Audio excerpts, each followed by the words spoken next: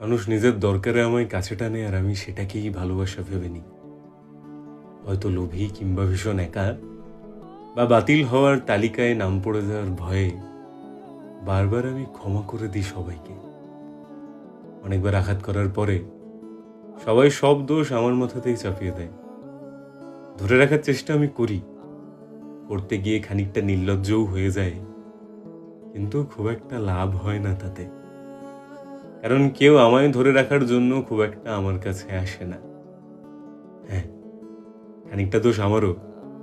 নিজের করা ভুল থেকে খুব একটা শিক্ষা নিই না আমি। কারণ সবকিছু যদি আমি শিখে যাই, মানুষ আমাকে আর ইউজ করবে কিভাবে, তাই না?